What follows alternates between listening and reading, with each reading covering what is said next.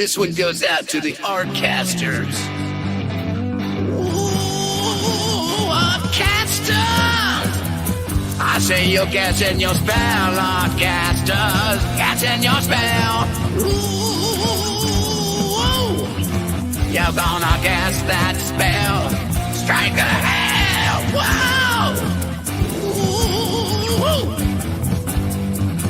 Hi, hi. Hi, hi. Hi, hi.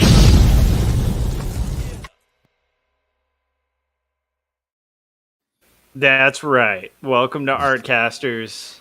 It's been a while since we've seen that intro. Josh hasn't been here to remind us about it.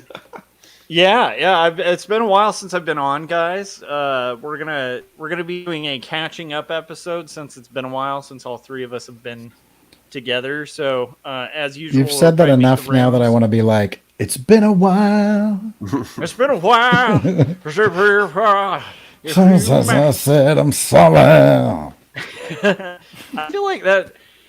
But I guess we'll get into intros in a bit. But it's like I do feel like there was this era where everybody thought, like, you know what we should do is like a really bad Eddie Vedder impression for our band, Right? And so it's like this. It's this late '90s, early 2000s, like yeah. Anyhow, yeah. Thank you out there. I know. Herbadee all right. Derbadah. That is the best Eddie Vedder. I think that's the style. It's like a derp style, you know. It's very derpy. That's good stuff. So we'll make our rounds and kind of introduce ourselves, and then introduce our guests, which are ourselves, because we're just that conceited, you guys. Hi to everybody in the chats. We got Dylan, we got Keeman, we got Christopher Runciman. How you guys doing? All right, you're on my channel. You know where to find me. If you haven't, hit subscribe, hit the bell so you get notifications when we go live and all that fun stuff. And also go buy my album. We're probably going to be talking about it. But or you know what? Let's say you're in a similar situation to me where finances are tight, that kind of thing. Guess what? It's on Spotify for free. So go listen to my my album. It's I should probably mention what it's called. So it's under Joshua Kemble, this name, and then you can look for They Don't Care About the Born. That's the name of the album. And the cover looks something like this right here. Like magic, I made it appear. With wonderful, crazy magic. Cory, what you got? What you got to that? What are you gonna like flash cameras all over your room or something? And no, hey, Cory, where can people find it? Oh my gosh, you can do it. Yeah, that's wild. That's wild. I have a new setup that has taken me like all the free time I've had in 2.5 days to get to. So I don't know which button to push to go back to this. Anyway. You can find my stuff at CoryKerr.com. Had bedtime gone quicker, I would have had the next chapter of my book out before the show, but that did not happen. So maybe after or tomorrow. And if you don't know what I'm talking about, you can just get on CoryKerr.com/email, which will redirect you to my Substack, or you can go on my YouTube channel and you can click on podcasts, I believe, on my YouTube channel. It'll take you there. But I am writing a book, and I'm releasing it as I write it. It's maybe the most raw, possibly stupidest way to do it, but it's good, and you'll get it quicker than you would if I waited till I was done. So it's episodic. We'll say that. I love it. I love the way you're kind of doing it episodically, and I don't know, we should talk about this maybe a little further on, but I actually kind of think worst case scenario when you're done with this book, maybe syndicating it as like an old-timey radio play would be really cool, because it's so, anyhow, it's very addictive. Like you guys should be following Cory's story. It's got like a great kind of Twilight Zone-y vibe where whenever the chapter ends that Cory's gone through it, it's like I want to know what happens. I want to know more. And you've been really good at that, like kind of keeping me wanting more. You and 12 other people, because Yes. this is the worst. These are the worst numbers I've ever had in the last 15 years of YouTube. It is. It isn't. Yeah, but that's in some ways that's kind of to be expected. It has nothing to do with the work. It has to do with the medium. I think it's not necessarily visual. Sure. It's just kind of a weird thing to do on YouTube. But I enjoy it. I mean, I wouldn't. Yeah. Yeah, it's not like people are on YouTube looking for right audio book chapters. Yeah. Well, and that's kind of the problem that I've had sort of with what I'm doing is that no one else is doing it, so YouTube doesn't know what to make of it. And I even got some advice from heard some advice from I watch a lot of content with these YouTube gurus, and they said don't do anything original. They specifically said the experts say that don't do anything original. Nothing.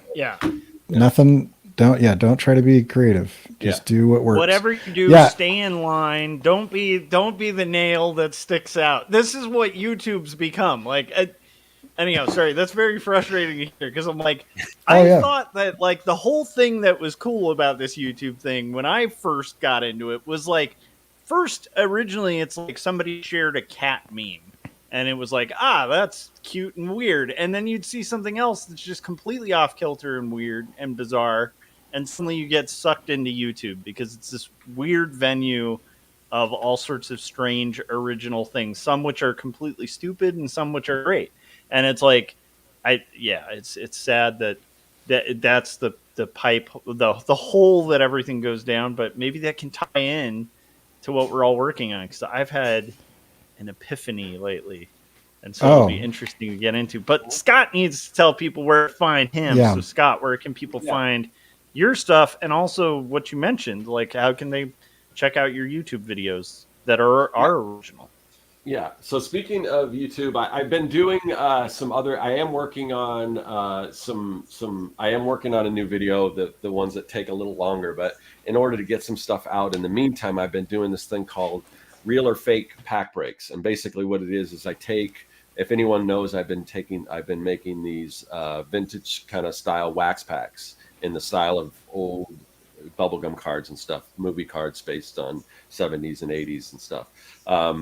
So what I'm doing is I'm taking two that I've made and two that are real, that are vintage, and kind of open them side by side, and then just you get to kind of guess which one's an actual real pack and which one's not. So I just put up another one of those today, so you guys can check that out. Or if you're on my Patreon, you would have seen that a week early. But anyway, so I do have a Patreon, Serkworks on Patreon, but I'm putting out content on YouTube. Definitely check that stuff out. I also have a website, serkworks.com, where you can get my comic book, Young and the Dead, which I'm working on just shading the last page. Still have to do the cover and some lettering and all that stuff, but pushing along on the last ever issue of Young and the Dead. But you can get all the previous issues on my website at serkworks.com, plus the aforementioned wax packs and all kinds of other stuff in my store at serkworks.com. Awesome. So, I think we need to mourn the loss of Mydrin's computer, because he was saying he's in between setups because his computer died. That's brutal. I will pour one out for your computer, man. Yes, I have definitely had that happen before. I hope you had backups. That's the key thing I always think whenever that occurs is I hope you had your hard drive back. I've got several topics that maybe we could talk about at some point, but I'm gonna let you go, Josh. Well, I love the idea of some topics. So I one thing I wanted to kick things off with is I don't know what happened a couple weeks ago, or actually about a month ago. Honestly, it's been a process for like a year, to be honest. But I have started coming to a point, and I was talking to Kevin Cross, who's been posting videos recently on YouTube. He's kind of rebooted his channel. If you guys aren't following what Kevin's doing, you should. Yeah, you just put out a new video too. Yeah, and it feels like I think both of us are kind of at this weird point where I've stopped. I just want to make art, and I just want to make good stuff, and I'm kind of like, my care for like what happens with it has depleted to nearly like nothing. Like, I just want to make good stuff. And uh and like, so I don't know, I got this guitar, like a Stratocaster, and then it started getting me really inspired because it just awakened like the teenage me who had learned on a Stratocaster. And I've just been unstoppably like recording music, and like with my free time, like the time that, you know, maybe I'd be like watching something or whatever, or consuming something. And then I put out an album, and I know that like putting it out, like I know like no one will listen to it. I know that like it likelihood more than, you know, like your book readers, Corey, might listen to my music. You know what I mean? But it's like, but the amount, I don't know. I mean, I'm kind of, I guess, maybe this has been a weird thing for me. I've always had this a little bit, but it's kind of on overdrive, where I feel like as long as I'm able to kind of make the mortgage or whatever and eat, and then aside from that, like what I want to do with art is I want to make cool stuff, and I'm kind of caring less and less whether people like it or not, or even listen to it. Like, meaning, like, it'd be great if people did, but like, I don't know, like the process of even making that album wasn't for people. I just wanted to make cool music, and then if anybody out there wants to check it out, cool. But like, I don't expect that they will. I don't expect anything from it. I just kind of wanted to do cool music. I don't know if that makes sense, Corey, and I don't know if that ties into like what's going on with your book too, because it's like, I don't know if like, is your goal with your book like to just, you know, like sell like 200,000 copies and be the next like Michael Crichton or something? If this book doesn't start taking off, I'm gonna have to start donating blood. No, it's Yeah. selling plasma or whatever that is. No, yeah, it's kind of the same. I mean, to the fact where, because of some recent decisions that Meta and now Adobe seems to be making, and Microsoft, all in the last like 2 or 3 weeks, I deleted hundreds of posts and reels and carousels and videos. I completely nuked my Instagram account, and I had a pretty decent following on Instagram. I mean, not like huge, but it was, yeah. So it's been interesting. So I think, I mean, as far as the book goes, this semester is crazy, and I am routinely like 2 or 3 times a week working till like 1 in the morning. Like I'll work like the 8 to 5 or 8 to 7, and then, you know, do dinner and bedtime and hang out, and then I start working. So it's like, I don't know. I know this sounds really weird, but I'm taking a break from everything by writing a book. Like, writing a book is way easier than art and animation. Yeah. And so, yeah, this is just my way of not completely disconnecting from creativity. Just because I am probably more stressed out and fried than I have been in quite a long time. Yeah. So, yeah, I mean, I would love for people to read it. I'd love even more to have like conversations about it. Funnily enough, I keep bumping into like friends of mine in person who never comment on anything, but then when they see me, they're like, dude, I was thinking about your book and you should blah, blah, blah, blah, blah. I'm like, that's really fun. But yeah, I mean, I don't expect it to go anywhere, but I'm going to try to do it. Dylan says, YouTube has been randomly notifying me of new videos from your channel. I would click on the notification, but the video would be from like 3 or 6 years ago. There? What happened with the old videos? That's the other thing that happened. So Oh yeah. I wanted to, I tried out shorts, right? I was like, I'll do shorts or whatever. And there's some evidence that shows that shorts is kind of a detraction from your main channel, and it hurts you more than helps you. And so I went into like unlist or make private all of my shorts. And then like 3 or 4 days later, I noticed that every video on my channel had been unlisted. So I was like, wait, what? And I have like 750 videos, like roughly over the last decade, you know. Yeah. Anyway, so I went through and I turned them all back on, not knowing that doing that would notify all of my followers that I just uploaded 700 videos.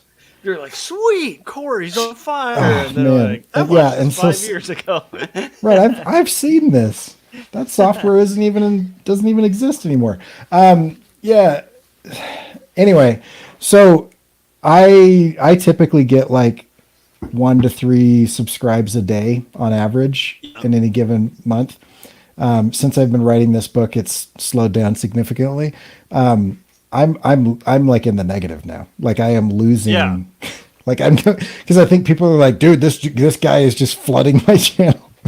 Anyway, so me and the algorithmically driven platforms are we're having a bit of a dance right now on all fronts. Because the other one is Microsoft released their plans to run something called Recall, which is part of their AI-driven Copilot, which is baked into Microsoft Windows 11. And have you guys heard of it? No. Okay, so it's only it's literally going to be taking screenshots of your desktop every like second. Yep, it'll take a screenshot of everything that your screen sees, and then AI will analyze what's on the screen. And so, if anybody ever gets access to your computer, all they have to do is press Control F and type the word password, and they will get every single password that you have ever typed. It's basically a keylogger that has been baked into Windows. Like, it is the hugest security risk I can possibly imagine, and they're touting it like it's some sort of benefit. Like, hey, look at what we're going to do. You're going to be able to like look back on like what did I do on Tuesday, and then Copilot will be able to tell you. And it's like, how about not? Then, if you're in a private browser window, it records all of that too. None of that is safe unless you're doing it in Edge, which is the new version of the worst browser that is known to man. That's a horrible name for a browser too. It is a terrible. Yeah, you had Internet Explorer, and they're like, could we just get this like some sort of kind of weird psychosexual act that maybe we could like creep out people. They're like, I feel like that's a thing I've heard of. Well, I'm exploring. Well, what are you doing on Edge? Well, I'm edging. Yeah. So anyway, and then Meta announced that they are going to be scraping everybody's images off of Meta platforms at the end of this month. And yeah, so did you hear, like there's Tale of Photoshop as well, kind of thing. Yeah, that was the next one. Is Adobe changed their terms of service. I think, though I don't trust Adobe very much, I think that is kind of some lawyer was like, oh my gosh, we're saving stuff to the cloud and we need, distributive rights to be able to make a literal copy of a work that they produced.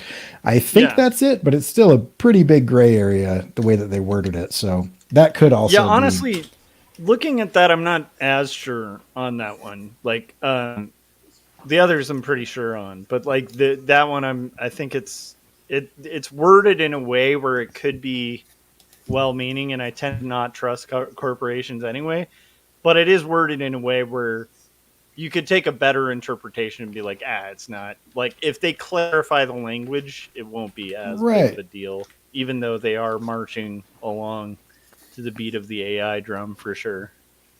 Yeah, their business model right now makes zero sense to me. Yeah. I mean, they are advertising things like, now, if for the users that, or the listeners that don't know, Adobe makes products for visual creatives, photographers, illustrators, designers. And some of their ads are saying things like, skip the photo shoot with generative fill.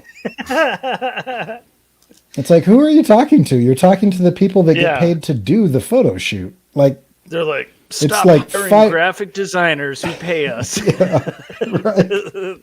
And photographers and illustrators. Wait, who would Yeah. do you think eventually, here's a weird question. Do you think eventually the people paying for Adobe subscriptions will be AI bots? Well, they're going for they're The obviously bots will be they don't care about the artist because there's a bigger market of everyone else that's not an artist that can be an artist if they have Photoshop and they can click a button. I'll give you guys a preview of a video I'm working on. Are you ready? This is going to be a little bit of math, which isn't the most exciting thing, but Oh no, I love this though. I love this. so I actually think I've been looking into a lot of stuff on AI. I think AI is a giant bubble that is going to burst and go away. And nobody wants you to say that because everybody's like, "Oh, it's here, you know, you got to deal with it or whatever." And and I don't think that's the case. So if you look, let me do this and move that over. Okay, so there's a quadrant of how much profit an AI company can make, so low profit or high profit, and then how much risk tolerance certain activities have. Low risk would mean you're not going to kill or maim people, and high risk means that you might kill or maim people, right? And so the bubble is in low profit, low risk. That's where everything is happening right now that anybody cares about. That's where you've got teenagers making a JPEG of their D&D character or whatever, right? And but there's not enough money there. I'll talk about that in a minute. Then there's high risk, low profit, and that kills people. Like that's self-driving cars. That's AI doing nuclear regulation on the power plant. All of that type of stuff. If you have a system that hallucinates and you put that in charge of something that can murder people, that's what's happening right now, right? So that's a problem. And then you have high risk, high profit, and that's where things get better, but they get more expensive. And so very few companies are willing to do that. So the idea would be like, it would actually be a better system to have AI double check radiologists, right? So a human radiologist would do a scan, they would diagnose, or the doctors would diagnose, then they'd run it by the AI. And if the AI confirmed it, then you're good. If the AI disagreed or hallucinated and lied, then you would have to have an additional step of somebody else come in and check to make sure it wasn't the human, it was the AI. And so it actually does make it more accurate of a scan, but it makes it more expensive to do. And so they're unlikely to pay much money for that. And then in the low risk, where you're not going to kill someone and you make a ton of money on that, there is nothing. There is no way that AI can do something where people will pay a ton of money for it, but you're not going to put human lives in danger. And so you couple that with the fact that it costs every 20 to 50 searches or prompts or whatever that somebody does costs a liter of drinking water, and that certain cities have reported that up to 6% of their potable water has been used to cool server farms, and that our electrical grid in the U.S. isn't set up to be able to have data servers of this capacity. So much so that training a new version of one of these models for 2 weeks is the equivalent of electricity and water of building 400 new cars. And Microsoft is having to purchase power plants next to put their data centers next to nuclear power because that's the only power source that is available to run it.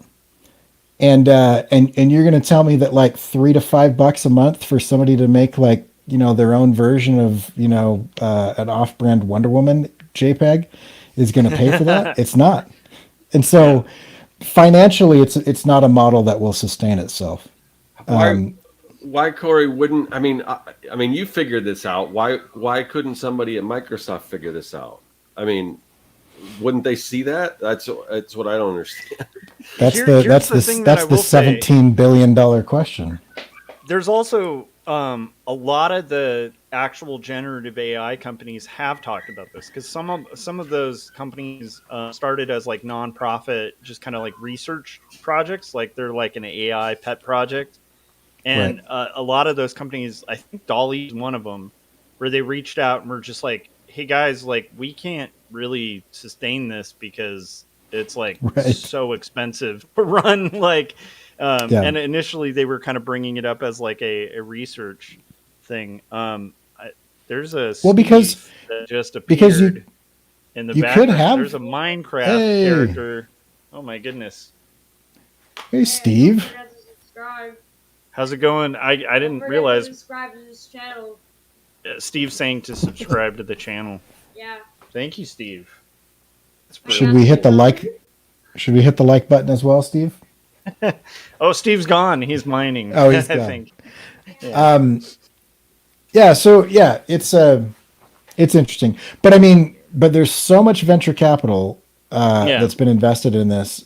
That's also one of the issues, is because if you go through and you add up all of the money that people are paying to make, sexy versions of their favorite celebrities, and then all of the money that they're paying to do like deep fake porn, and then all of the money that they're paying to, defraud different people, and then all of the money that they're paying to do like really high risk things that could kill people, and then all the money that businesses are willing to pay to make their stuff more expensive to produce. And if all of that doesn't add up to $14 billion to $17 billion in profit, not in gross, but in net profit, then the bubble will burst. It's not financially stable. Like, it's not viable. So, but here's what I think. I do think Adobe, Microsoft, Apple, and Google, maybe Yahoo, AOL, Time Warner, some of those, I think they will remain. But I think everyone else is gonna go under, because the other option is, some sort of weird takeover of stuff, like a hostage situation where it's like they embed themselves into a process that's essential. Like, we can't pump gas without AI anymore, or you have to pay an AI tax to make sure that you get proper groceries or something. Other than that, they're gone. That's interesting. I mean, there's also the idea that possibly like innovation will drive the cost down to kind of do it, but I agree with you. I don't think there's going to be a way to do it. Won't drive. It depends. Yeah. It won't drive the computer processing cost down, because the other thing that we haven't even talked about right now is there's a new Cold War going on between China and the US with this stuff. And we have the there are like so many new Cold Wars going on between China and the US right now, but but the one is they have cheap labor, and they've got power, like electricity. We are lacking access to raw materials. Yeah, but that's where there's a little bit of an issue happening right now, is the raw materials that are being mined to make the processors that do AI processing are currently being controlled by like war criminals in India and in the Middle East. And then but we have this huge glut of processors, but we're lacking infrastructure and power. China has infrastructure and power, but no processors, and everybody is trying to get raw materials, and raw materials are being held up right now because were not okay with the way that they're being mined, because one of the guys was like, "Hey, can I come and mine here? I'll give you weapons, like in payment." And so he's just like funding wars so that he can mine places. Anyway, weapons being funded for wars. Who would have thought? Yeah, right. It's wow. So anyway, yeah. That's wildness. And all of this, I want to point this out. All of this is happening because people don't want to learn how to draw. Yeah. Like, all of this is happening because people aren't willing to be bad at a skill that literally anyone on the planet could do, given enough time and focused effort. Yeah. Well, and here's the thing that the AI thing has gotten me thinking about this too, and I think maybe this has to do with that epiphany thing I was talking about. I feel like there's a thing in creatives. And I know people try to demystify the act of being a creative or try to regularize or normalize the creative process, break it down, be like, this is something anyone can do, which I agree. Anyone can be creative. But I think there are some people who are just kind of driven to create. And there's nothing that society could do to stop a creative from being creative and creating. And I think that that's the part that I feel like is missing in the AI thing, along with other things, right? But I think the core thing is like the reason we create is not should not, or at least at its origin, I don't think it's financial. I think people are just driven to create. I think musicians just make music. Like, I think there's a group of people who just need to make music, and that's going to happen. If you put them on a desert island, they'll find a way to make some kind of weird instrument and make music. And there's some people who need to make visual art, and like that's just in their gut. Like, it's going to happen, whether it's profitable or not. And I think that has everything to do with art.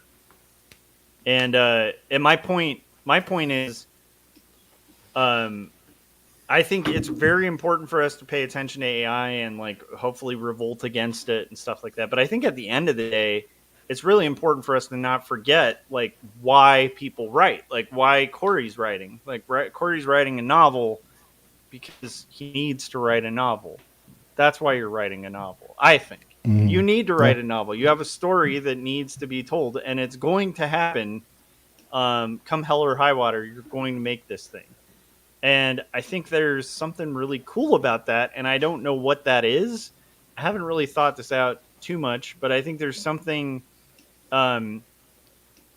magical about that, and I think that we ruin it sometimes by doing like step by step, like here's how you do this, here's how you draw, here's how you. It's good to have those things, but I think we can't forget the original impetus, which is like we're at the end of the day we're creatives and we're going to be driven to make stuff. Like that, as corny as it is, the album that I made, that just had to be made. Like those songs had to be made. Like I had no choice in making them, and it was actually kind of annoying through some of the process because I didn't necessarily want to make them all the time, but it's just, I had to. I think that's part of creativity, and I think I'm okay with that. I think that's something we should chase as creatives. I think we should chase that thing that you have to do, that expression of soul. And I think that's the part that like the commercial thing really sucks out of us. And I also feel bad because I don't think Scott's talked most of this show. What do you think about that? I don't know. Do you think that's like pretentious and smarmy? I literally delivered like a 20-minute lecture, so you can't. No, I loved the 20-minute lecture. it's very insightful, Corey. I told you inspired a song that I recorded. I think I told you about that, but I Yeah, have I a song liked I called, like that I like that song. That was fun. yeah, it's about data harvesting, and it was if I had a dedication on the thing, it would have been dedicated to Corey. Anyway, Scott, what do you think? Yeah, so I'll give kind of my 2 cents about something that kind of concerns me with the AI, and then maybe get into kind of what we've been up to because we've been gone for so long. But so one of the things that I keep thinking as far as AI goes is because I do dabble a little bit with Chat GPT just to generate content for newsletters, things like that. But it's so bad to try to do anything creative with it. So anything that's not creative because I'm, just I'll use it to try to generate like a description for the back of a trading card or something because it's just kind of this based on this movie. I'm not interjecting my own feeling about it. There's nothing creative. But once you get into doing anything like that, or even that, for instance, I know about these movies and things that I'm doing these descriptions on, and the amount of data that it gives back in return that is just absolutely 100% false is just astounding. I mean, and so people are using this. They're either turning it in, they're writing articles, they're getting bad information because they're getting the information from the internet.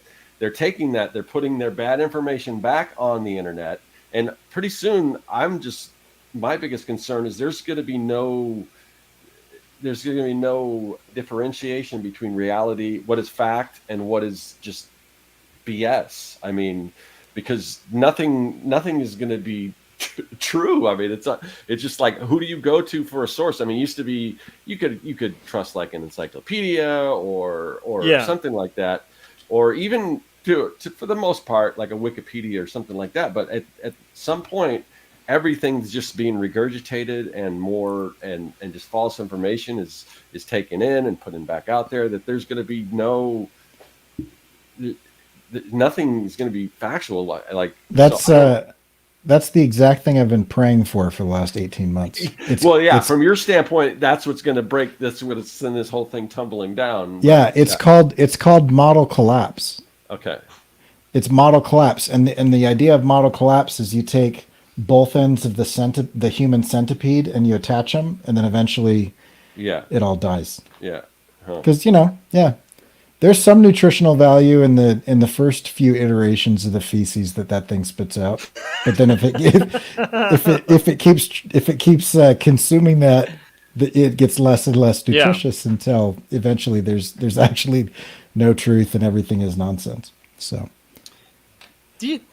here's the thing, like, do you think that the age-old kind of conversation about like selling out is more viable than ever? Like point being, like, I have always hated, like, with just a passion, really terrible pop music that's like just written for money, and you just hear it and you're like, yeah, that's for Target, that's for Walmart. Like that music was literally written to be in like queues at lines, for people to buy stuff too, right? Mm-hmm. And I've always hated that in art too. Like, honestly, like when you read a children's book that's passionate and researched, and even if it's educational, you can tell. But then there's occasional times where when my son was a kid, I'd get a kid's book at the store, and then I would come home and I'd read it, and it was clearly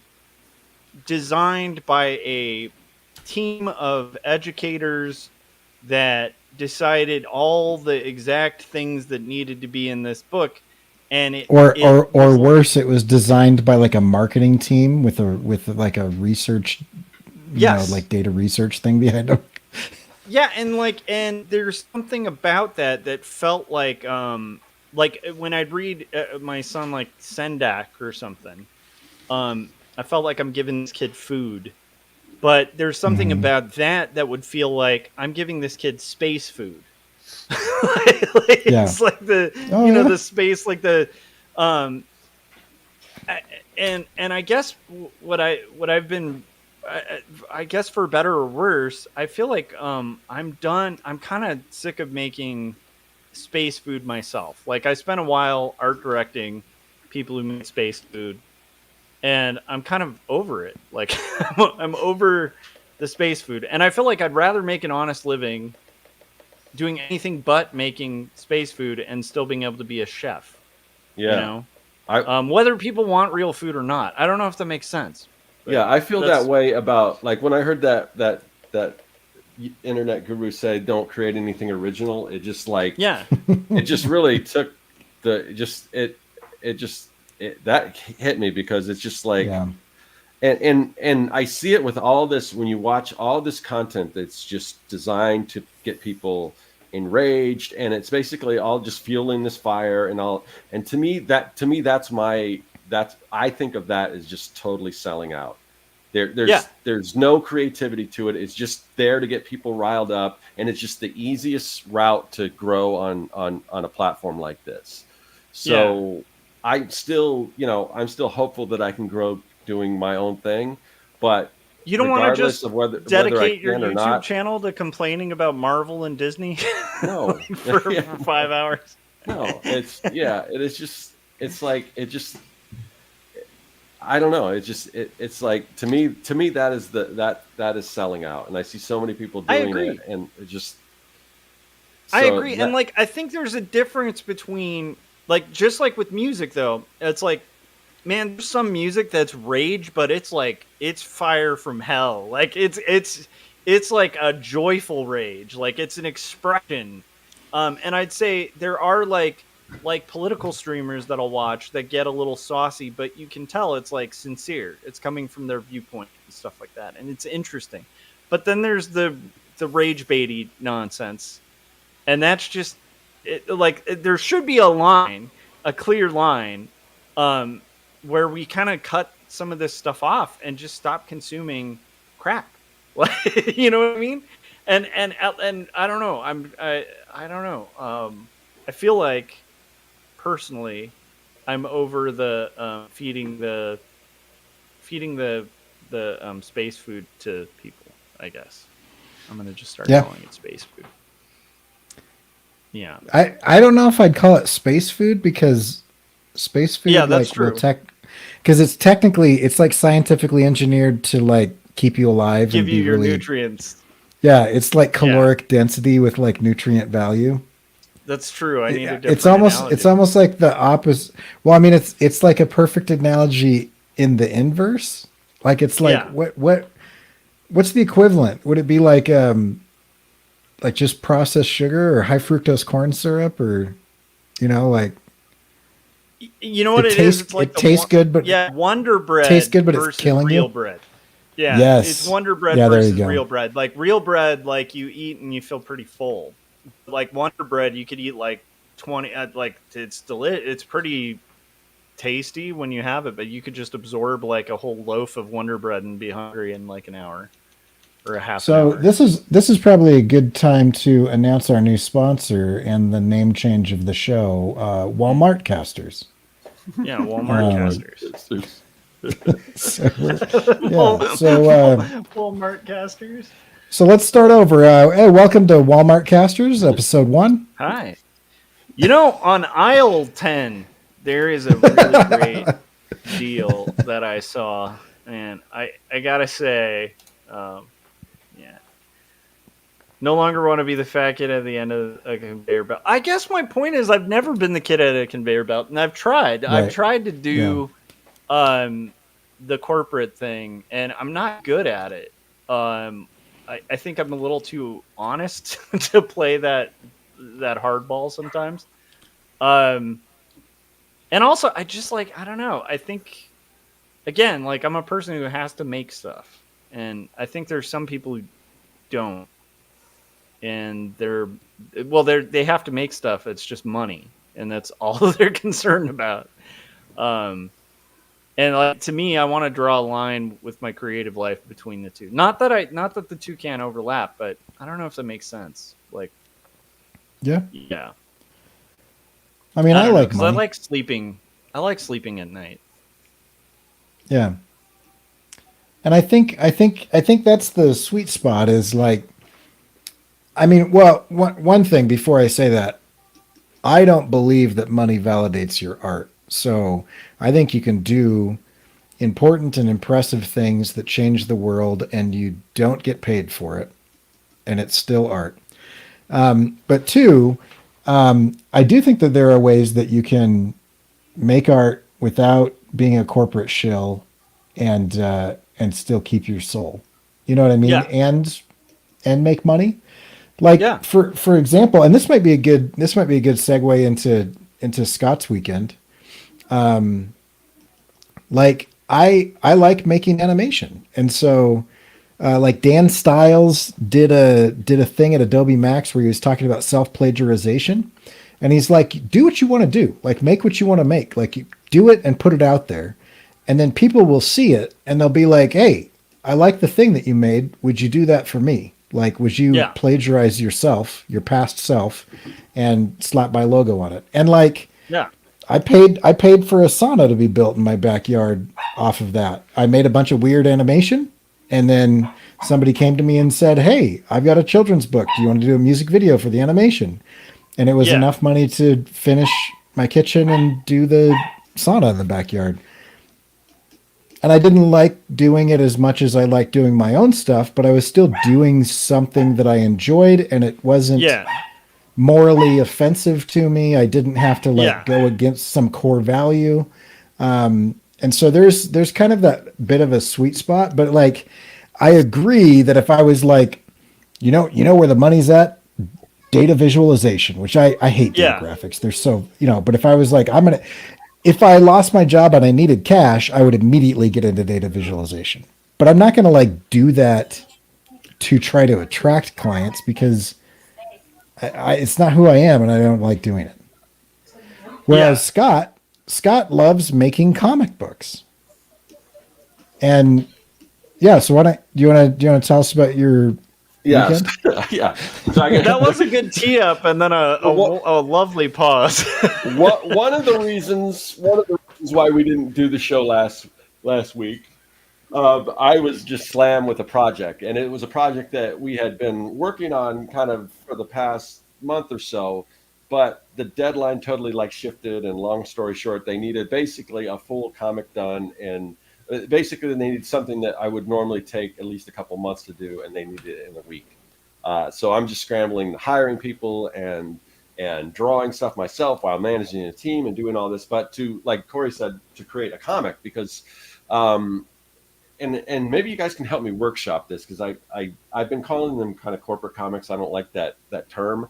So, but basically what one of the businesses that I do that's centered around comics is to create, use visual storytelling, which in my opinion is one of the best ways to communicate an idea, to communicate ideas to whoever needs to communicate their idea. In this case, it was centered around cybersecurity for kids to learn about cyber safety and things like that. But it could be for healthcare. It could be any business that has a point that they're trying to get across that may be a difficult point to get across just by saying something or just a boring PowerPoint presentation, but to create a comic book to deliver that message.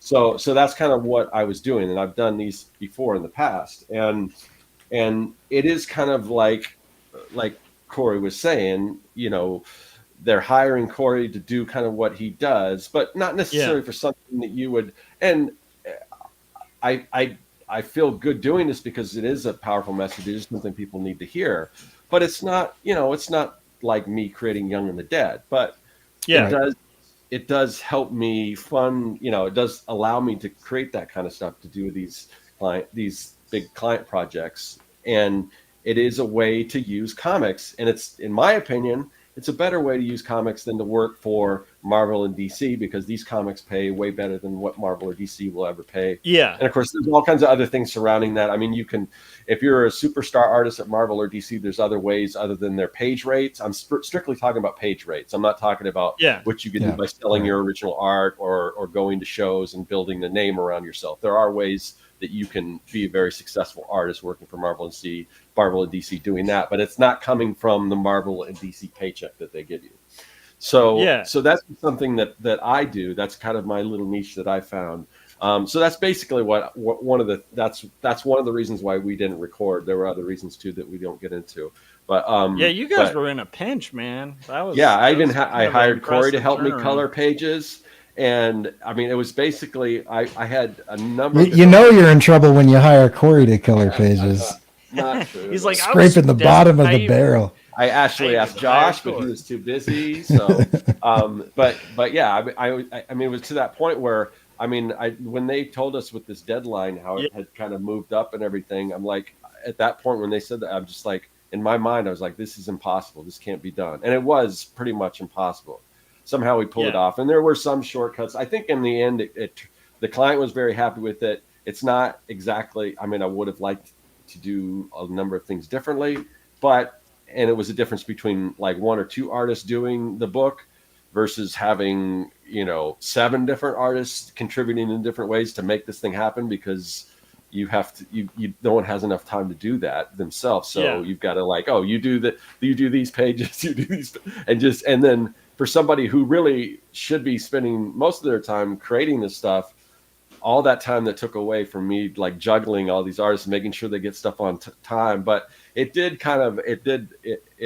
was kind of eye-opening to me that I was able to pull that off. And I'm pretty good art director. So that's just weird. That'll happen. Like the longer you've been doing commercial art, it's like you just kind of know the process. You start learning ways to streamline the thing, and so when like Scott, like to me, it's no surprise that you'd be able to wrangle a group of people to make a project happen consistently, because it's just you do this long enough, and pretty much any creative, I think, who's cut their teeth for as long as you have, Scott, is going to be good art director material.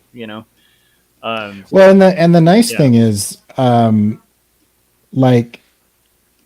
have me color 2 pages.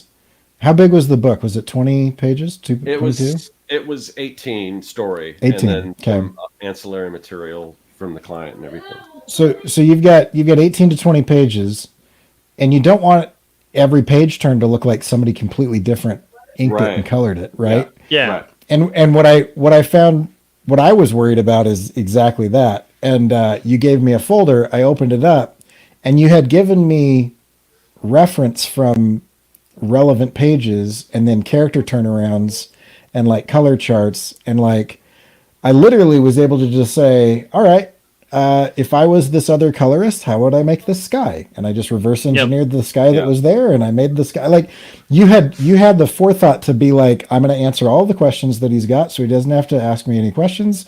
And here's everything there. And it literally, it wasn't so much that it took me like 9 years to figure it out. It was like, cool, I'm going to spend 5 minutes looking at these things. I know exactly what he wants me to do now. Go forward, blah, blah, blah. A little bit of feedback and then some revisions, and it was done.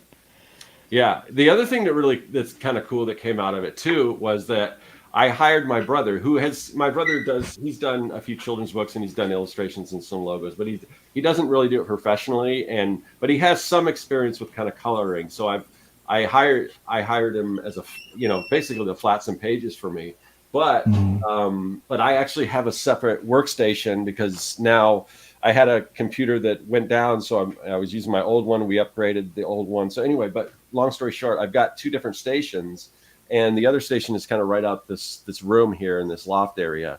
And so I had my brother over there working. It was kind of cool because it was almost like a bullpen type situation. So that's awesome. The music moving, and Scott, it's one step closer.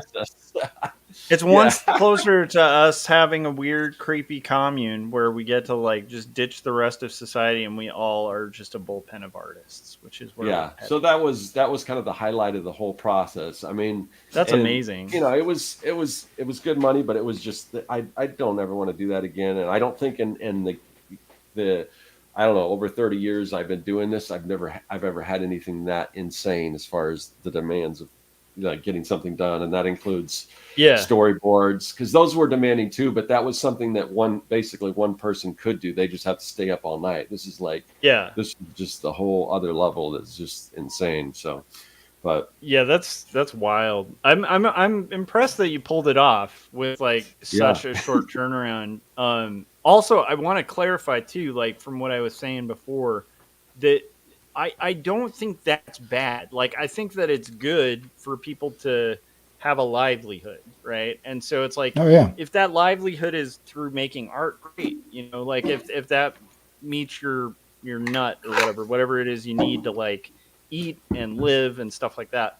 I just get concerned when people are like meeting those needs or feeling bad that like they're meeting those needs doing things other than art and and Right. and and feeling like, oh, this has to be done with art, and it's like, no, those needs are getting met so that you can create.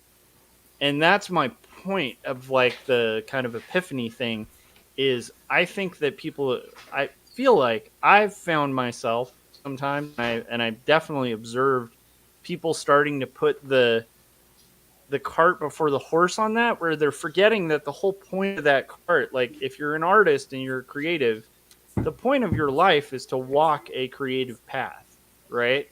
We're trying to be artists here. Like whether it's to be cartoonists or whatever, we're trying to be artists.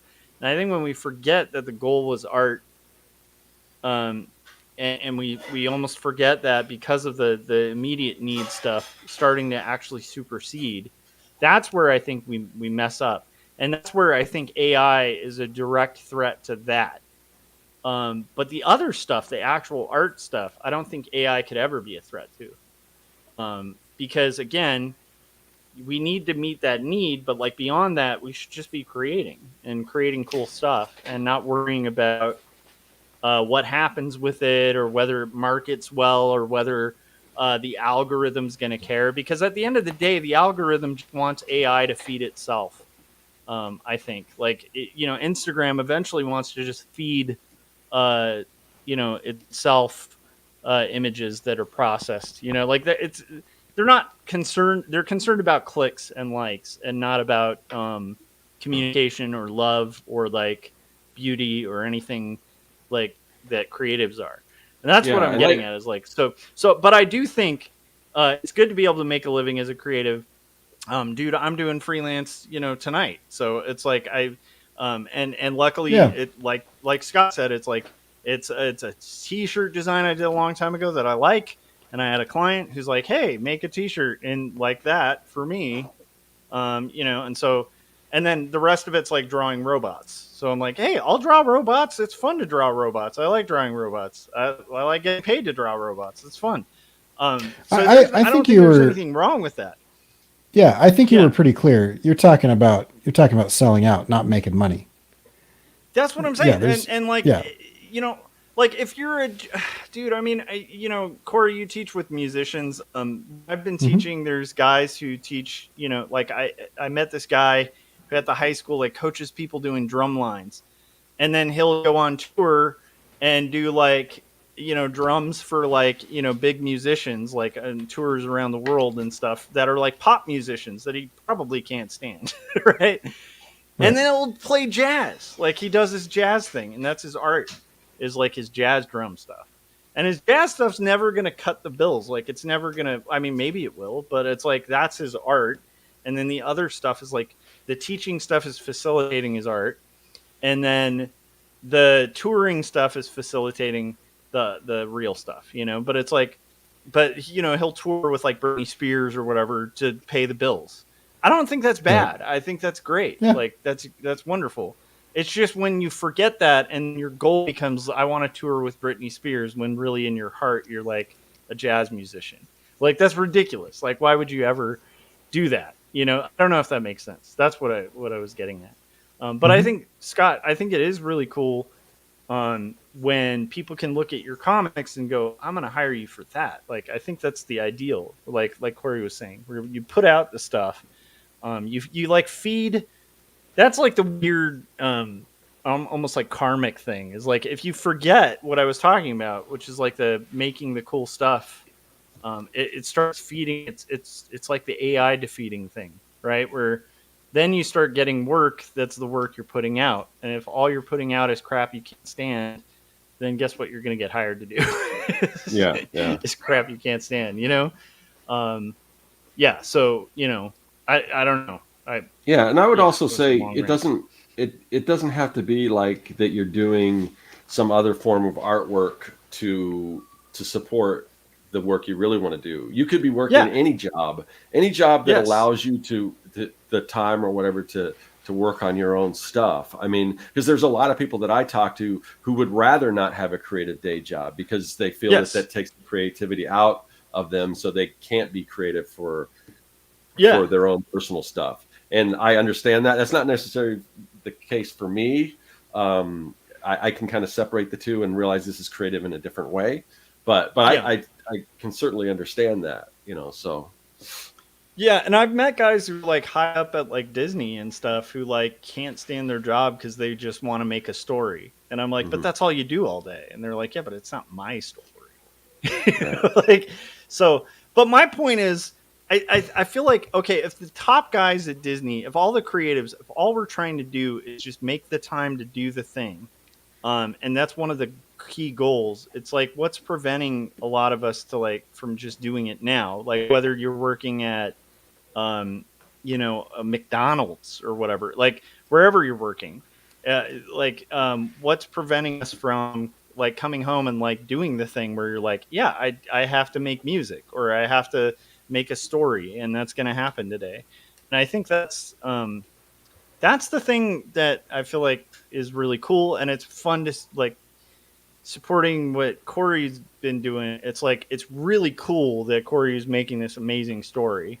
I would hate a world where Cory's like, it's not getting enough clicks and stops this really cool novel because it's a cool novel. It's like, I don't know. It's really interesting and fascinating and unique. And it kind of is reminding me, like I've been reading Douglas Adams with my kid and it's reminding me a bit of Douglas Adams too. So I'll tell you, I think I might have a thumbnail problem because YouTube is showing it to people, but I'm having like the lowest click-through rate that I've seen. So it's like it's got the reach. Like it's the title too. I'm trying to remember what your titles were, but yeah. I think I've got a title issue and a thumbnail issue because should be you won't believe this. Put a red circle on a blurry photograph. And I will sometimes do that. Like, I mean, even the ones that I'm doing now is like, is this fake? Because fake, when you think fake, it's like, oh, that's not a good word. That's, So, I mean, sometimes I'll have to play around that just because that's the game you play. But I'm not going to go into that in the actual content. I was watching the one that you put out today, Scott, and I actually had that thought. And I was like, counterfeit would actually be a better term. And then I'm like, no, fake is the perfect marketing term for that. Yeah. Like counterfeit is accurate, but but fake is the right hook. Yeah. Yeah. Yeah. Whereas when I say scenes from a non-existent book or free audiobook chapter for the Heart of Eternity or whatever, or the name of the chapter, it's like, nobody, I don't know. Yeah, I haven't, and then I don't think the thumbnails are doing it. I tried one that was like just what the video looked like with some text. It was just me actually doing the recording, because I was thinking like I had that kind of like screaming head with the eyes blacked out and the text over my eyes, and and the handwritten whatever, and it was fine. It wasn't doing huge numbers, but then I did the one where I was like, well, maybe people are getting a little bit of a clickbait thing where they click on it and doesn't look anything like that. And so then I did a more realistic one, and that one was way worse. I got like half the views. So I think maybe the problem is just my face is on the camera. That's the main issue. They used to say definitely that's what people engage with is faces, and I don't know if that's the case. I've heard so many different things, like don't put any type in your thumbnail, don't do this, and I don't know. I definitely haven't cracked that thumbnail formula, so I don't know. No, I was just making a self-deprecating joke. I think faces still do it. I just don't know if my face is the right face.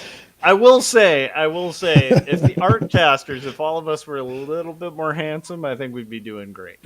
It's just that we're all terrible to look at. It's like, hey, do you want to watch a bunch of guys in their 40s? Yeah. But if anybody has while any we were thoughts, talking about art, there was like wind blowing our hair, and yeah. let us If know anybody, how we can. if anybody has any thoughts on what I should name it, so there's a handful of people that are reading it, right? And there's a handful of people that actually have read or listened to every single episode. I've even got a couple of people that are paid subscribers on Substack, which is super cool. But I would be very interested in how you guys would title it or describe it, because I think I might be a little bit too close to that. That's I don't know. I have to think of. Yeah, I got to think on that too, because it is a bizarre story. Oh yeah, it's and that's super what's weird. great about it. But this is the problem I have pitching too. Is like that's a hard one because I like so much of it. It's hard to boil down to like the catchy thing. Yeah. Well, and even my pitch, I find it hilarious, but I think it's probably a huge turnoff to quite a few people when I say, yeah, you need to read this book to find out why it's really important to punch babies and old people. Yeah, I like that. Yeah, I like it too. That's a good but I one. also think I think people are like, I don't right. know if I'm into that type of story. That Elder might get abuse. Maybe you could just title the YouTube video "Punchy Babies" and just see Elder abuse and punching babies. Just the title should just be like, "He punched a baby?" Question mark. Yeah, right. I got to tell you, I'm very excited about the next chapter that I've written. And I think Joshua Kemble might be the only other person on the planet that enjoys it. Just because of the things that you choose to focus on. I've got it right here, actually. Your favorite scenes from this book. Yeah, I love That's the whole chapter. It's a guy, it's an accountant at the FBI who is very upset that one of his coworkers moved one of his pens. That's the entire chapter. It's gonna be a banger, man. Oh man, that sounds like a Curb Your Enthusiasm episode. I'm down. Oh man. Well, so I don't know. I don't know if what I'm saying sounds all that different. It feels different for me this last year, because I used to get more stressed about like finances, about all sorts of stuff, and like I'm not in the best financial position right now, and yet I'm not stressed. Could I ask you? Yeah. Could I ask you a question? You can totally refuse to answer this, but Yeah. I have a theory that you used to self-identify with your occupation as an important part of your like identity and your self-view. Like, I am an art director, which is impressive. Yeah. Like that is a pinnacle of a position to get to. Do you feel like you, in letting that go, are able to see yourself more holistically and less by the way other people are perceiving you? No, I was talking, like Kevin and I were talking about this because it's a similar path we're on, I guess, Sure, similar realization. But one of the things I mentioned was this weird thing where I really don't care about titles, and I think I might have. I might have cared about titles, and I don't care about titles anymore.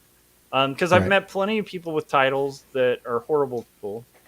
I've met plenty of people with a lot of wealth that are awful people. They're just horrible human beings. and I've met plenty of people who have like horrible titles and are like the best people in the world.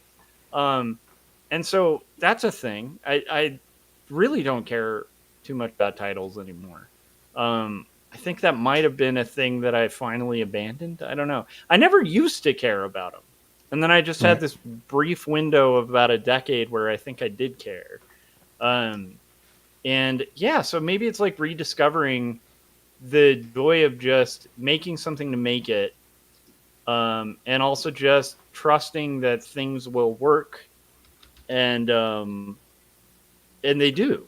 and they don't work like, you know, mystically and wonderfully, but it's like my level of stress over stuff has greatly reduced. And I think it's partially because I'm done with the here's something I've been thinking about. People work. Why do people work, right? Why do people work jobs? Particularly, why do people work jobs that they hate? You know?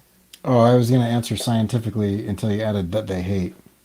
Yeah. I mean, that's just well, it's a couple of things. The most obvious one is going to be, you know, they need money to survive, right? We're in a transactional society. Yeah, so we're in a, you know, free market transactional society. So like you have to work, and you're gonna have to work labor, and labor sometimes sucks, and you have to do that to make money. But generally, like most people I know who are working these like ambitions where they're like, yeah, I'm gonna work for like this long, and then what I'll do is like retire. And it's like, okay, cool. What do you do when you retire? Well, I'm gonna like travel, or I'm gonna like paint, or I'm gonna make stuff, or I'm finally going to make that thing, or maybe I'm going to play music. Like maybe I like playing music. Maybe I'll play music for a bit, right? Like I'll retire, and then sadly by the time they retire, you know, their bodies are like falling apart. So like their travel is not going to be as fun. Like they're going to sit down to play music and their hands aren't going to work as well. And it's like what's been dawning on me is I'm in a luxurious position right now in my life. I'm not super wealthy, but I'm able to make music when I want to make music, and I'm able to make art, and that's what I would be doing if I were retired. And that's my point. Is like I think that failure is when you forget that luxury that everyone's working so hard to get to, because everybody puts it off, and it's like they're in a waiting room. It's like the Fugazi song, right? Sitting in a waiting room. Everybody's putting it off in a waiting room for like some distant future. And meanwhile, they're putting up with whatever they're doing now and kind of consuming stuff to like feel better about it. This is a weird rant. I'm sorry. But they're consuming stuff to feel better about it, right? Just consumption machines. And understandably, because it's like a lot of them hate their jobs and stuff like that. And that's fine. I'm not even saying it's wrong to hate your job. Most people hate their jobs. My point is like where people just forget the plot. Like they forget the whole point. Well, the whole point, the whole reason you're working a job is to like feed your family or like to whatever it is. But the point is, as a creative, the journey is always about creating.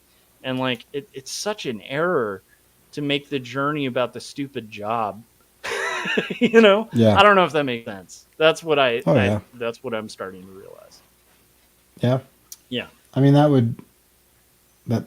would be, significantly higher up on the hierarchy of needs, you know. I mean, I think if you're you know, wrestling with self-actualization, that's significantly better than wrestling with, you know, survival based type things. And so I mean, it makes total sense. But my point is, hit that survival part. But like, that's the point. Sure. That's the point. Right. Just hit that. That's all. Yeah. You don't need to hit anything more than that. And anything more than that should be efforts put towards things that you would do otherwise. Because our goal isn't just to like, I don't know, to consume. Anyhow. I'm sorry. I'm rambling. No, you're bringing me back. It's been really refreshing. You're bringing me back to the main existential threat I think AI delivers to humanity is I want the robots and the algorithms and you know the large language learning models and generative AI images to go out and do the stuff that I don't want to do so that I can do the art and the poetry and the writing.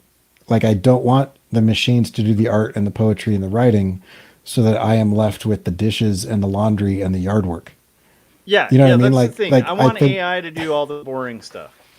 I'm not interested in, and I don't think if most people really thought about it, I don't think they would be either. I'm not interested in being a consumer of more things. You know, like the consumption of media is fun, but it's a numbing behavior that we do to not engage with reality. And I like it. But if that was the only thing that I did, I would eventually come to the conclusion that I have no reason to exist. And I think there'd be like an existential, like life-threatening, suicidal threat to all of humanity when we get to the point where there's no reason for anyone to produce art because your job has become, to like log in every day and consume a certain amount of movies, music, and media that the machine decided that you should do because it's got a backlog of production because they're making 4,000 movies a day. Yeah. It's like, or relating to actors that aren't even human beings with scripts that Yeah. aren't written by human beings. Like, that's a scary world. yeah, I'd love to have empathy for like a non-existent digital avatar of something. Yeah. Like some sort of like amalgamation of what the data says is the perfect person for that role or something. That sounds like Yeah. the absolute worst. Like you'd never get a Steve Buscemi. Everybody would be like 18-year-old Britney Spears. You know what I mean? Like it was just, it would all be Tatum Channing and, it's like, I don't know. Instead of the uncanny valley creeping us out, we would just like set up shop and live in the uncanny valley. Like we would just all buy homes there and just be immersed in like this like not quite human experience forever. Anyway, I just you were saying before, like I don't think that AI is a threat to people creating art. I would put an asterisk next to that because I think that's true if you have had a significant, deeply spiritual or emotional or intellectual reward from creating art. Like if you've had the experience of what it's like to sacrifice to produce something, it's hard to convey that. But if you're raised in an environment where you're never pushed to do that, the opportunity doesn't exist or present itself as even something that's possible, then I don't know that a generation from now there will be artists or writers. And if they are, they're going to be coming from the people that are like Timothy McVeigh living in the woods by themselves off the grid. True. Yeah, that's actually a good point because like the impetus to create, you've talked about like a lot, Corey, like the drivers of creating, and like a lot of my early memories of being a creative, even picking up guitar, right? Like it's like these are things that I did somewhat out of boredom and a drive to do something and make something, and that drive got strengthened by boredom, right? And so it's like, I wonder if I had lived in a time where I could have made a song just by like typing lyrics and AI would do it for me, which you can do apparently. Or if I had just, when I wanted to make a comic, if I could have just written something or just had like a stupid notion that I could then plug into an AI system that would write it for me and then draw it for me, it is kind of a scary thing to think. But then like, I just don't see how that would be fulfilling. I don't know. Well, I don't see how like meth and coke and that is fulfilling in the long term, but it's novel in the beginning, right? Yeah. It's kind of like bad food. Yeah. It's Denny's and prostitution, right? Mm-hmm. Like in the light of day, you're like, oh, gross. Yes. It's the meat lovers skillet. You know what I mean? It's the meat lovers skillet where it's like, man, that sounds good. That looks good. I'm going to eat this whole thing. And then you eat it and you're dead for a week, if not dead in the instant. No. Now I want a meat lovers skillet. That's horrible. But I've been thinking about this too, like on a consumption level, right? Like, because I buy a lot of guitars, right? I don't buy the guitars just to hang on a wall and look cool. Like there's a whole group of people who do that. They just collect guitars. Like they view them as just beautiful and stuff like that. No, I like want to play every single one of these and they each serve a function. They're a tool. And it's like, I love that. And that's what keeps me consuming those things. I'm not consuming them for just like some arbitrary reason that's not to service creation. And Right. if I ever cross the line where it's not servicing creation, I've gone to the dark side. That's my view. Like I feel like Yeah. that's where you end up in sellout zone. It's like it's not bad for us to have markers or creative tools or Wacom tablets and stuff like that. But if it ever comes at the cost where now it's not about a tool, that's where like I feel like people fail. And I feel like you become a tool when you use AI. So don't be a tool. Nice Use segue. AI. Yeah. Yeah, I have a question just because I realize that every time I open my mouth, I just bring it back to AI. But so I just nuked a major part of my social media. I'm kind of Yeah. curious in what you guys think. I actually think social media is going through like an implosion. I think there's a huge erosion. I think when the main driving force of those that are creating the type of thing that people want to look at despair and stop doing it and leave. I don't know what's left other than a walled garden and network effect that's kind of holding people hostage. Like your walled garden at that point in time becomes a prison when there's nothing but weeds and all the flowers are gone. You know what I mean? Like you're still trapped there, but there's no reason to be there anymore. So I'm kind of are curious. you saying that you cried out and you created your own prison? Sorry, I saw a time to bring back the Berber conversation. Excellent. Mainly I'm kind of curious in what you guys think. I don't know, Kara or Kara. I had to see what that was because I saw you taken down, and I'm not on Instagram that much at all, but but sometimes if I'm sitting in the line at a grocery store or whatever, I'll pull it up and I'm seeing all this stuff with Kara on. I'm like, okay, what is this? And then I kind of saw what that was. And then I thought about it for a minute, like, oh, maybe I should do that because it's a new platform and everything. And then it's just like, I'm just not good at social media, which means I'm in a lot of ways I'm unattached, to what's going on with social media because I'm kind of, and to me it would be a plus because the one thing that you get with a lot of artists or a lot of people that either use artists or whatever is, oh, what's your Instagram? And when I have to say, yeah, I don't really post very much on Instagram. It's like, what? It's kind of like I'm on YouTube. You can find me on YouTube. Same thing with Facebook. I don't really post a lot on Facebook, or I don't, I'm not on there that much. And it's kind of like you get kind of this weird thing. But if that becomes more the norm, then it's less of I have to make an excuse for why I'm not doing that. So you like it because everybody will be. It'll normalize not being on there, which because to me, I don't. I mean, in certain cases, I see that there's people that are somehow using social media like Instagram and stuff like that to either promote their work, or whatever, or getting brand deals or whatever. But for the most part, and I've heard I'll listen to I'm kind of the opinion of the guys from Comic Lab that these guys actually actively post on social media, and they just did a big kind of what do you call it? Triage, not triage, but what do you call it when you look? They did like a post-mortem on their on their Kickstarters and stuff. On where the traffic was coming on, and these are guys that post constantly on social media, and it came down to almost nothing, and these are people that aren't.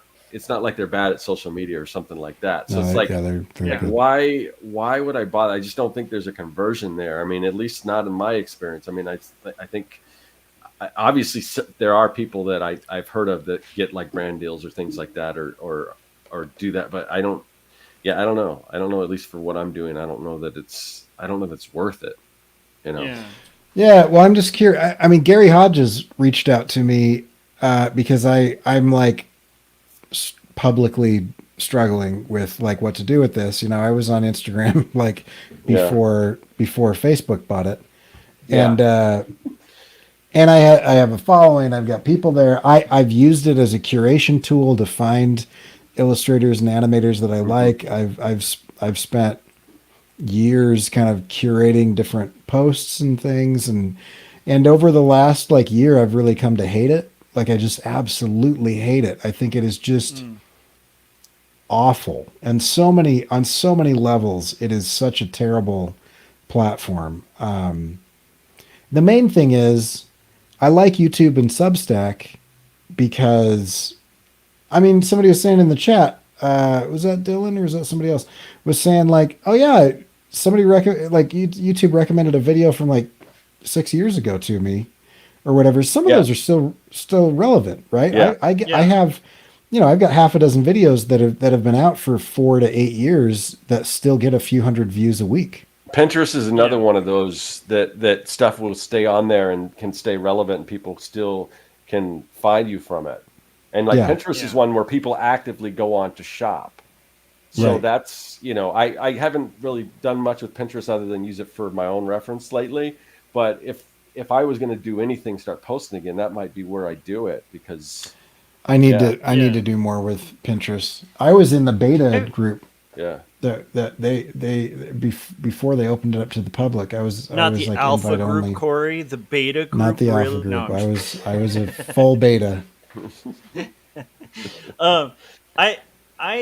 I'm of this kind of mind on it. Like, first off, like I'm kind of the in between, I think, of like the two of you, in the sense that I'm not like super great at social media, nor do I put in a ton of effort on it, but I do post quite a bit, and I use it as like a tool to just kind of keep myself busy, like basically to show progress, and also to keep track of a lot of friends, because I have a lot of friends that are on Instagram and Facebook. Facebook for me is all mostly about just keeping track of friends and what they're up to.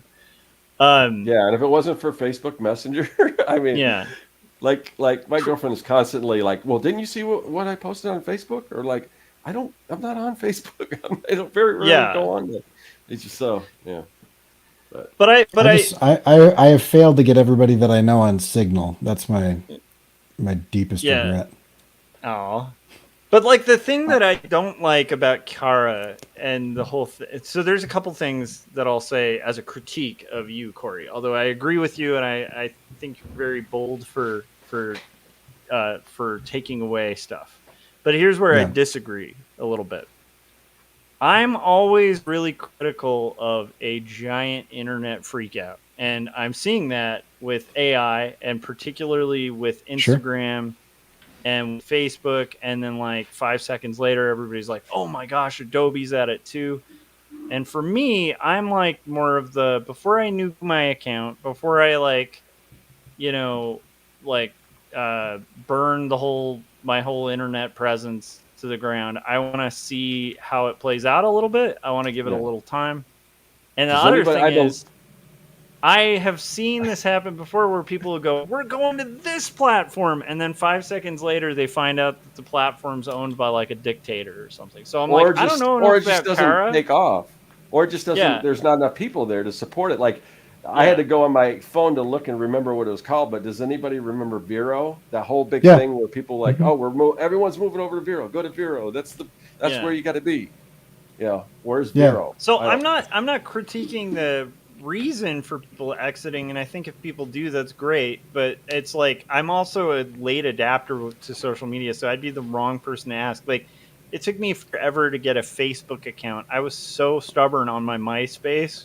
I'm that guy, where I was probably like one of the last to leave MySpace, because I was like, who needs Facebook? Who needs this thing? And then everybody finally, like all artists, were like, you have to get on Facebook. And I was like, really? Because I'm doing fine. And then 5 years later was like, okay, I guess I need a Facebook account. And I'm not with Google Plus. Even Google couldn't sustain it. So what's the chance of, not that it couldn't, I'm not saying it couldn't happen. I mean, we've seen a lot of disruption. Like for at one point it was Snapchat, and now it's TikTok, and and whoever thought MySpace would go away. But it's just but I don't know. But I think the whole idea of social media, I mean, I don't know what replaces that, but I mean, I think people will still love what social media used to be. It's just not anymore. And I don't know. I have a theory. Anything that's new that's created, everyone's seen this happen so many times. They know, they know, oh, okay, it might be all right now, but it's just going to eventually, people are going to eventually have to pay the piper and and pay Like, out is whatever these the capitalists genie are, out of and the bottle, like, to where it the can't be enshittification put of back everything. I in? mean, you could fool us before because we didn't see it coming, but now everyone's wise to it. So, Yeah. but go ahead, Corey. Sorry. Oh, I was gonna say I'm not super bullish on Kara. I think it's fine. I think it could literally go away 2 weeks from now because it's from what I can tell, I haven't done a ton of research, but from what I can tell, it was started by a dude who had his work scraped by AI and wanted a place to go for artists. There's a bit of a problem from a audience segmentation issue there. Like, if the reason that you're on that platform is to gain an audience, you're running into the problem that we've talked about a lot, where you're marketing art to artists. But then also their server costs have shot up into the hundreds of thousands of dollars a month. Yeah. So is it sustainable? And I mean, they've got an opportunity to do something with it, but right now they're doing the handout thing where they're trying to run it like a Mastodon, or a federated situation where it's all donation. And that's not going to work. And then the other option is to take on, VC money. And if you do that, then you're gonna run into, okay, let's monetize, let's advertise, let's scrape data, let's do all this stuff. And so I don't think Kara is necessarily the thing. I had been, because I agree with you, Josh. I think anytime there's a huge knee-jerk reaction to stuff is not the time necessarily to do something like I did. But I had, by the way, I don't watching, criticize what you did because I know that it's calculated with you. I don't know if it makes sense. It's just for myself. No. Yeah, no, I know you weren't. But like, I do want to clarify, because the outside optics, it looks like I'm jumping on the bandwagon. And in reality, I was all in on Instagram, as you guys know, for years. And the last year or so, I haven't posted that much. Like, if you look at, well, you can't anymore because I nuked everything. But if you look at the dates, you were having issues with their algorithm too, like a couple, like, because it has changed in the last year. We've even talked about that on stream, but it has changed where it's like starting to bury artists and favor shorts and become kind of like a weird TikTok, And so I guess this was, instead of being like, I crumble under a feather, this is just the straw that broke the camel's back. I moved my account to private about a year ago, which I had never done before. I had been posting 3 to 5 times a week. I was down to like once a month, once every other month. And I mean, I was testing out different things. I had tested out Mastodon. I've tested out Blue Sky. I've tested, whatever. I made a fairly significant move over to Substack, and I just saw this as, I have been thinking about nuking my account for like 6 months. Yeah. And then as soon as the company decided to do something that I am like very deeply opposed to, I'm like, well, that makes that decision really easy. Yeah, but I agree. I'm not against making an ethical call either, because there are some times where just ethically, like, you're going to stop buying a product or supporting a company. Like, and, we all have our lines, where it's like, I mean, if you look into things like everything's owned by 3 giant corporations, it's hard to like quit buying from a lot of them. Right. But the point being, like, there are some times where it's like, man, this business is so unethical, I'm not going to do anything with them, period. Like, if I can help it. And it's like, I think that's a respectable call. And, I guess it's just like, for me, I'm curious to see it play out. And I am seeing a massive internet panic, which is justifiable. It's good for people to put pressure on these companies. Like, Adobe needs to get grief for that leak from Photoshop, they need to get grief, because if that was misworded by some lawyer, or maybe it wasn't, they need to reword it. And the only way that's going to happen is the same thing that happened to Wacom, right? Where it's like you put pressure on these companies, and eventually like they correct it and they go, oh, I made a mistake, or they don't. And then you know where you stand, you know? And Right.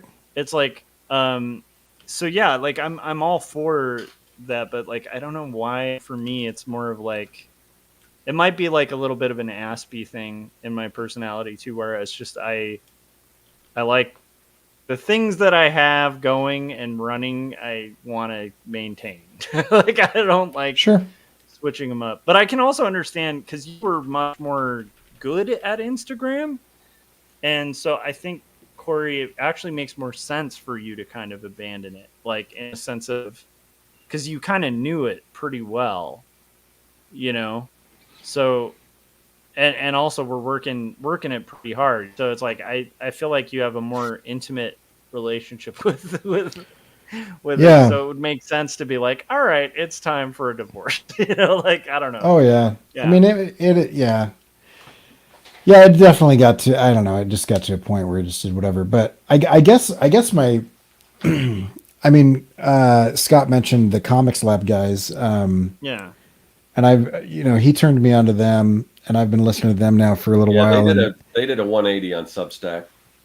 I remember them just because he was, yeah, he was very against Substack, and now he is all in. Yeah. And Substack, I will say this for Substack, I don't like notes, but I see the purpose of it. But I feel like it's a bit of a distraction from subscriptions, which is kind of the point. But I will say, Substack is my kind of ace in the hole. Like, and what I like about it is, people are there with the expectation of commerce.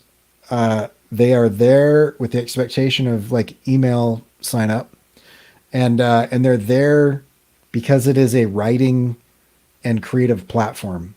There is nobody on Substack that anyone will notice that is just taking pictures of their lunch, or there's, whatever. Like, people are trying to do the influencer marketing thing where it's like how to hack the Substack algorithm, and like the community that's currently on there like just dogpiles them and is like, dude, get out, this is not what this is. Like, top 10 things that you need to do with your whatever. And so you're not, it's early days. Roller skate dancing memes on there, Cory? Oh yeah. If you sign up for my Substack, you'll get a free email of me dancing poorly to a song for 10 seconds. It's some of the best content on the internet. Yeah, my reasoning. Oh, go ahead. Sorry, Cory. No, go ahead. I was going to say my reasoning just for moving over to Substack was I reached the point where MailChimp was going to start charging me, and I analyzed the amount of engagements I was going, and at first I'm like, oh, okay, I'll pay for it, and I realized how much just that first tier it just didn't make sense. It doesn't. Yeah, it doesn't make any sense. I can see paying more, and I'm willing to pay more as the subscriber base grows. But it just did not measure out for just moving from the free tier to the next tier up. So I moved to Substack. I still collect all my data, because the one thing I haven't figured out with Substack, and maybe now that more people are using it, we figure out a way, or maybe this isn't just what they want, but I don't know how to get people to, like, for instance, if you want to go on my website, if you want to get your free Comic Maker starter kit and automatically sign up for Substack, I have to do that through MailChimp and then just load those. Oh, no, we get a talk. Yeah. Okay. Yeah, so let me know. Yeah, the one thing that I've done that has been very helpful is I used to do, and I watched Jim Lujan while he was on the phone with me do this. He thought he was subscribed to my newsletter and he wasn't. And so we were on, like, I think we were on a video call or something. That'll date me, a video call. I think we were doing StreamYard or something, right? We're talking over the telegraph. Yes, I sent him a telephone call on the wire service. No, but I watched him go to CoryKerr.com/email, and I have a landing page there. Mm-hmm. And it took him a couple of seconds to figure out what he was supposed to do. And I was like, Jim's smart. I bet I've lost people because it was too confusing. And so I actually just took CoryKerr.com/email and I redirected it directly to the Substack page. And so when people go there, they land on Substack and it asks them, do you want to go read this or do you want to subscribe? And those are the only two options. It's a big thing where you put your email in and press subscribe, or you press not right now, let me just go read it first. Those are the two buttons, and then you just go in. And so I'm actually using Substack to gather all of my email addresses now. Is there a way to attach loss leader, or what's the term I'm searching for? Yeah. So when you have, I think, and I never really mentioned this, I should, if you subscribe to my Substack, you will get a free copy of Tongue Cut Sparrow, a book I wrote and illustrated. Basically, there is a welcome email that is sent out, and you can put whatever you want in that welcome email. And so for me, I embed that book that I illustrated into that welcome email. Okay, that's good to know. We may talk later, because there's another reason why I still collect with MailChimp and just move everything to Substack. But yeah, and you can use it in different. Well, the thing I like about Substack is it's like an email list, but it gets more engagement. And I don't have any. I'm not interested in getting paid Substack people because I have a Patreon and I don't want to split that audience. Same reason why I don't try to get membership on YouTube, other than the fact that they take a huge percentage. But so I don't want to. I don't want any. I don't want to have. I'm not interested in the paid Substack people, but I do like the fact that when I send out a newsletter, it gets more engagement. I mean. Yeah. So, I just want to point out I am interested in the paid Substack people because I know you are. I don't have a Patreon. So I also want to point out that we do take super chats. I just wanted to kind of mention that. As well as to the there are shill portion memberships of on the my evening. YouTube if you would like to join. Anyhow. That's funny. We've been going a while. We're at almost like an hour and 41 minutes. Yeah, so we may have to start wrapping up. So yeah, it might be a good time to wrap up. I know I have a ton of freelance to do. I know we all have work to do. I think that we're gonna kind of close out. So why don't we start with you, Cory? Why don't you let everybody know where? Speaking of Substack, where can they find your Substack? And also, how can they follow your book?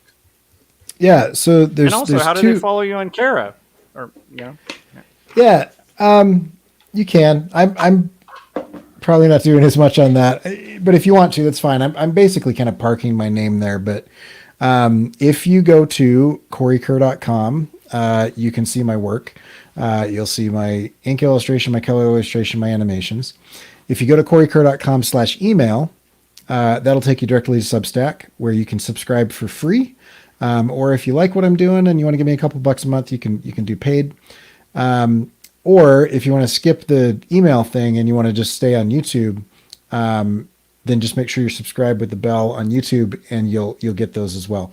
I can't promise that YouTube isn't going to show you stuff from the last 12 years of me being on YouTube because of what's happened in the last couple of weeks. But I think that's kind of like worked its way through mostly. But yeah, and if you want to read the book, you can read it on Substack. You can read it on your email as it comes out, usually weekly, sometimes every other week. Or you can jump onto my YouTube channel and you can press the podcast tab, and it's the only playlist in the podcast tab. So the simplest way is CoryKerr.com/email. That's the easiest way to do that. And if you do have a couple bucks a month, jump in on that and and pay for it, and it'll be great. And if not, I'm giving it away for free anyway. So true. And Gary had asked. I keep having these long pauses. Sorry. Gary had asked a long time ago, when is the next chapter coming out? Maybe tonight, definitely before Saturday. So it kind of depends on how tired I get in the next 2 hours. So, love it. All right. So speaking of free stuff, there is 10 brand new songs that you guys have probably never heard that are on my new album called They Don't Care About the Born. You can check it out on Spotify. You could check it out on YouTube. YouTube actually posts the albums as well. And if you wanted to not get it for free and maybe kick me some cash, you can buy it through iTunes or the Apple Store or even through Amazon. And if you have Amazon Prime and you listen through music that way, you can also check that out. So it's this name. There's a link in the notes below. And I'd encourage you guys to check it out. There's songs about proxy wars, kind of short history of different proxy wars from the 70s to current times that America's had. There's songs of making fun of posers. There's a song about surgery, data harvesting. There's some sweet love songs. There's songs about people claiming to care about the unborn and they don't care about the born.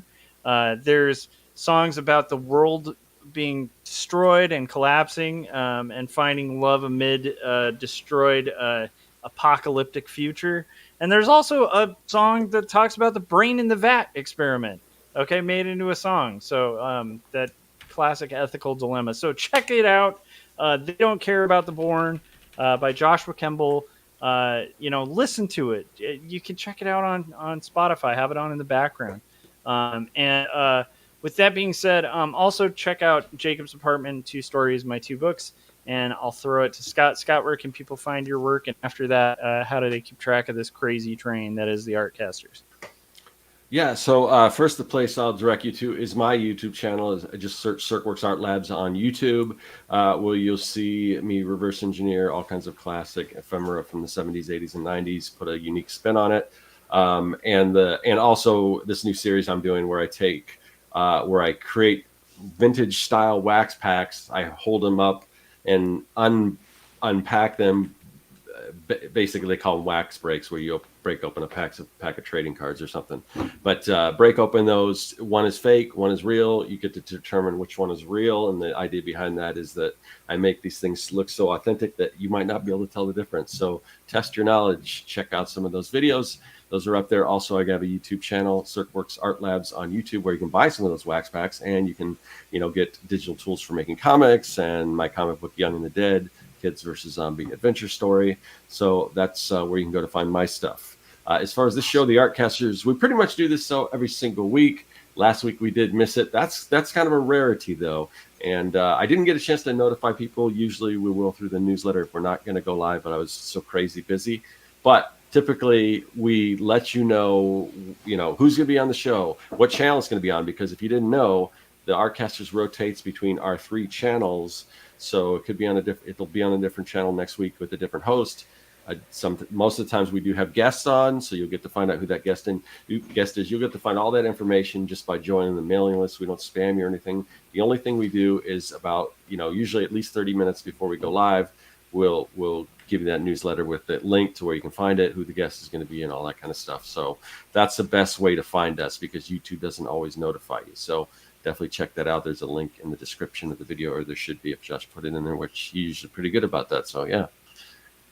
I love it. Yeah, there's a link to the Substack down there. Thanks, guys. Thanks to everybody in the chats. It's been a fun one. It's been fun catching up with you guys. I feel like it had been way too long, so it's nice to hang out with my friends and also with my friends in the chat. All right. With that being said, we're going to close out with Jim Lujan's amazing piece of artwork. Speaking of art for art's sake, and reaching the highest peak of art, will end with our beautiful theme song. This one goes out to the Artcasters. Ooh, Artcasters! I say you're catching your spell, Artcasters. Catching your spell. Ooh, you're gonna cast that spell. Strike a hell. Whoa!